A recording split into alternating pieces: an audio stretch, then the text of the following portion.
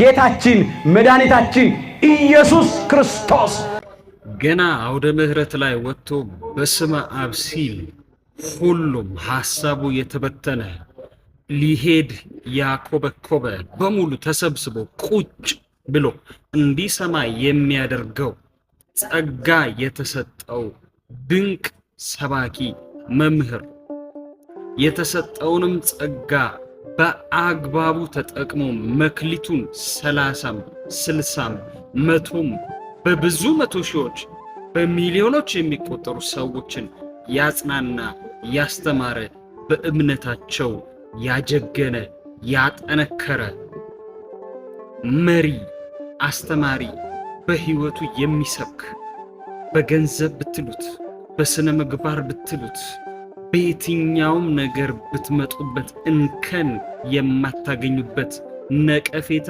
ያልተገኘበት በእምነቱ በስነ ምግባሩ በእውቀቱ የበረታ የጠነከረ እንደ አራያ ሊቆጠር የሚገባው መምህር ማለት ዘላለም ወንድሙ መምህር ዘላለም ወንድሙ ምንም አይነት ክፍያ ሳይፈልግ ምንም አይነት ለግሉ ድሎት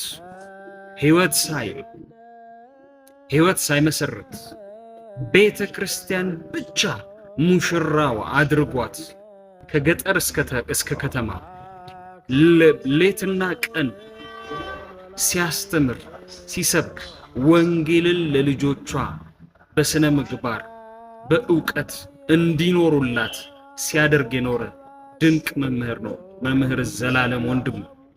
ከቤተሰቡ ጀምሮ እሱን የሚመስሉ በጣም ብዙ ሰዎችን ያፈራ የሚገባውን ክብር ደግሞ ያልሰጠ ነው። ድንገት ሳናስበው ዱብዳ የሆነብን መርዶ ሰማን።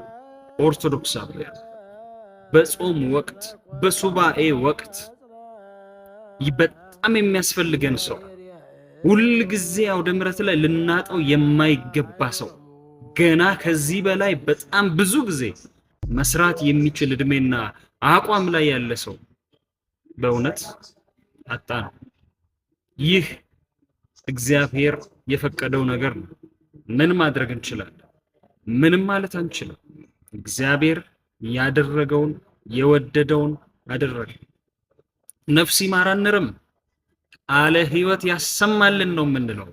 ምክንያቱም እናምናለን ይህ ሰው መምህር ዘላለም ወንድሙ በአባቱ ቀኝ ነው። በዚህ እንጽናናለን። ሁል ጊዜ እንወድሃለን፣ በልባችን ትኖራለህ፣ እናስታውስሃለን። ግን ሃይማኖትን አጽንቶ ምግባርን አቅንቶ ለንስሐ የሚገባ ፍሬ አፍርቶ የአምላክን ቅዱስ ሥጋና ክብር ደም ተቀብሎ ተዘጋጅቶ መሞት ደግሞ መታደል ነው። ሞት እረፍት ነው።